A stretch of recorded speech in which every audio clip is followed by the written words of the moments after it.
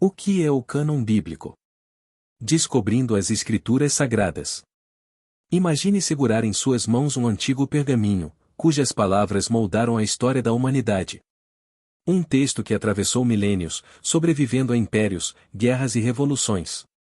Essas palavras não são apenas relatos de eventos, são guias espirituais, promessas de fé e esperança, segredos para entender o divino e o humano. Esse é o poder das Escrituras Sagradas. Mas, você já se perguntou como esses textos foram escolhidos? Como surgiu o cânon bíblico que temos hoje? A palavra cânon vem do grego canon, que significa regra ou padrão. No contexto bíblico, refere-se ao conjunto de livros considerados inspirados por Deus, autênticos e dignos de serem incluídos na Bíblia. Mas essa história de seleção não foi tão simples. Ela envolveu séculos de debates, questionamentos e decisões que moldaram o cristianismo como o conhecemos hoje.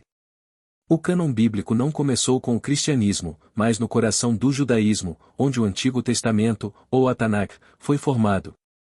Esses textos, como o Gênesis, Êxodo, Salmos e Isaías, eram considerados sagrados pelos judeus. A formação desse conjunto de escritos não aconteceu de uma vez.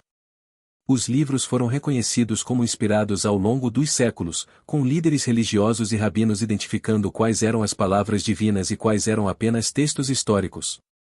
Os três grandes grupos de livros da Tanakh e a Torá, a Lei, os Neviim, os profetas, e os Ketuvim, os escritos, formaram o que os judeus acreditam ser a revelação de Deus para seu povo.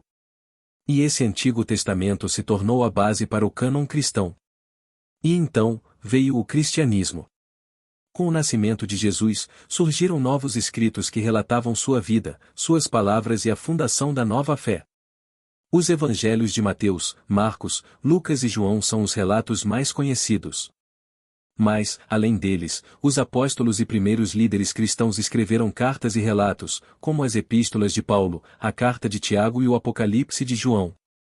Esses textos circulavam entre as comunidades cristãs do primeiro século, mas não havia ainda uma Bíblia como a conhecemos. Cada comunidade tinha seus próprios textos sagrados, e muitas vezes, havia discordâncias sobre quais escritos eram genuínos e inspirados. No início do século II, a diversidade de textos trouxe desafios para a Igreja. Com o crescimento da fé cristã, surgiram heresias e falsos evangelhos, o que gerou a necessidade de se definir claramente quais escritos eram considerados inspirados por Deus. Em meio a esse cenário, líderes da Igreja começaram a se reunir em concílios para decidir quais livros fariam parte do cânon do Novo Testamento. O Concílio de Cartago, no final do século IV, foi um dos marcos mais importantes nesse processo. Foi ali que a maioria dos livros que conhecemos hoje como Novo Testamento foram oficialmente reconhecidos. A escolha dos livros do Novo Testamento foi baseada em critérios como a apostolicidade, ou seja, se o texto tinha ligação direta com o apóstolo, a ortodoxia, se estava alinhado com os ensinamentos corretos da fé cristã, e o uso universal, ou seja, se era aceito por igrejas em diversas regiões. Mas nem todos os livros escritos naquela época foram incluídos no cânon. Você já ouviu falar dos evangelhos apócrifos? Textos como o Evangelho de Tomé ou o Evangelho de Judas foram excluídos por não atenderem aos critérios estabelecidos. Embora fossem populares em algumas comunidades, não foram considerados inspirados por Deus. Além disso, o cânon católico inclui alguns livros que não estão na Bíblia protestante. Esses livros são chamados de deuterocanônicos, como Tobias, Judite e Sabedoria. Eles fazem parte da Septuaginta, a versão grega do Antigo Testamento usada pelos primeiros cristãos, mas foram excluídos por alguns líderes da Reforma Protestante no século XVI. Hoje, o cânon bíblico é a base da fé de bilhões de pessoas ao redor do mundo. Cada palavra, cada versículo, carrega consigo a história de como Deus se revelou à humanidade ao longo dos séculos.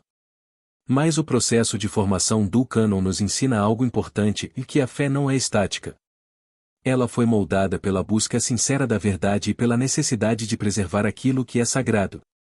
Quando você abre uma Bíblia hoje, seja para encontrar consolo, sabedoria ou fé, lembre-se que ela é o resultado de séculos de debates, escolhas difíceis e profunda reverência. É uma janela para o passado, um farol para o presente e um guia para o futuro. O cânon bíblico não é apenas um conjunto de livros antigos, é a história viva da relação de Deus com a humanidade. E agora, você faz parte dessa história.